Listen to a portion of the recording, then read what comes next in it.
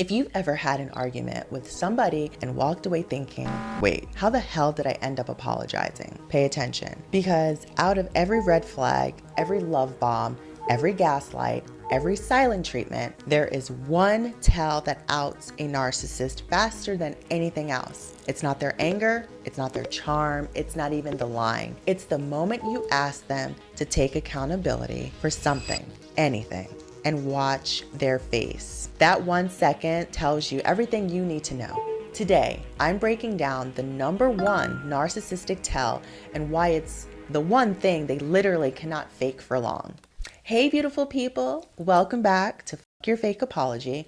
I'm Crystal, your psychiatric nurse practitioner and your favorite no BS voice of reason when it comes to boundaries and mental health. I'm a board certified psychiatric nurse practitioner, and if I had $1 for every woman who sat across from me saying, he'll admit he was wrong for like 2 seconds, and then somehow it becomes my fault again, I'd be on a beach somewhere in luxury. In this episode, I'm showing you exactly why accountability is the one thing narcissists can't do, the 3 ways they dodge it, and the line that'll tell you the match just slipped.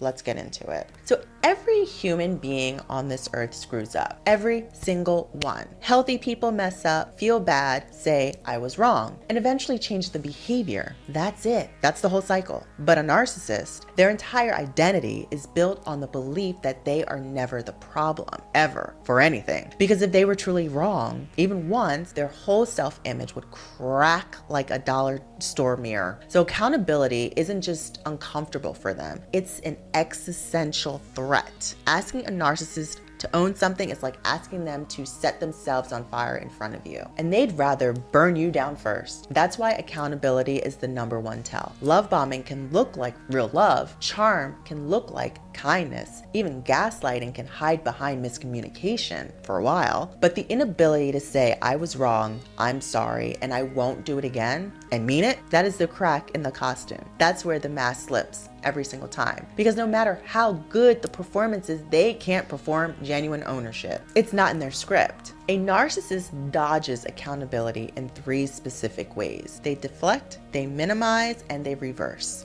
Once you see these 3 moves, you'll never unsee them. The first move, deflection. You bring up something calmly, okay? Something they did that hurt you. Now the test is what they do in the next 5 seconds. A healthy person pauses and listens. A narcissist immediately brings up something you did. Oh, you want to talk about me forgetting your birthday? Let's talk about how you talked to my mom last Christmas. Suddenly you're on trial. The original issue vanishes. You came in with one complaint and now you're defending yourself in a courtroom you didn't even sign up for. That's not a conversation. That's a magic trick. And the rabbit is your piece. Their second move is minimizing. You're finally wanting to get them to acknowledge something that happened. So the test is how they're going to acknowledge it, right? A narcissist will say things like, okay, fine, I yelled. It wasn't that deep. You're making this bigger than it really is. It was just a joke, relax. They shrink the harm until the pain looks ridiculous for even existing to you. And here's the psychological trap. When somebody you love tells you your hurt is too big, you start editing your own feelings to fit their version. You stop trusting your own reactions. And that's erasure. The third move is going to be the rehearsal. This is the boss level, okay? You're pushing the past, the deflection, and the minimizing, and actually insisting they take responsibility. Now, their test is what happens when you hold that line. And this is where they flip the whole script. Suddenly, you're the victim.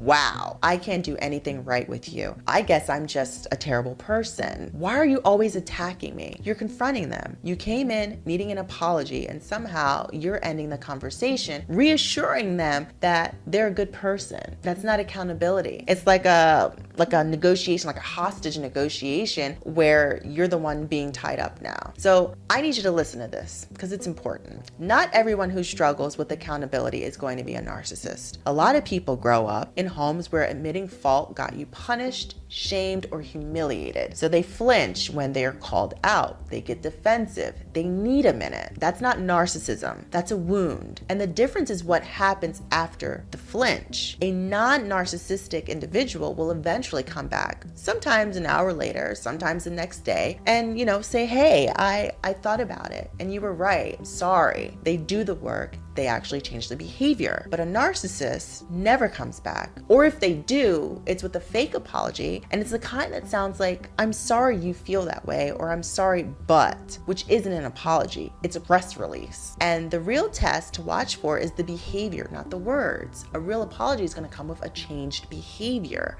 A narcissistic apology comes with a repeat performance within a week. And if the same thing keeps happening, the apology was never real. So here it is. I'm going to need you to write this down on your bathroom mirror. Narcissists don't apologize to repair the damage. They apologize to end the conversation. Watch what they do after the apology, not during it. Because once you really see that, you stop begging for accountability that's never gonna come. You stop explaining yourself to somebody who was never going to hear you, and you start saving that energy for people who actually meet you. That's really powerful. So if this episode hit different, share it with a friend who's still waiting on an apology that's never going to come. Subscribe, because I think you're gonna love my next one. It's gonna dive a little bit deeper into how to spot a fake apology before it wastes another 6 months of your life. And it's your next step toward the kind of peace that doesn't depend on someone else's self-awareness. I'm Crystal, your Psych MP, and this is your fake apology. You're not broken. You just finally stopped accepting the nonsense.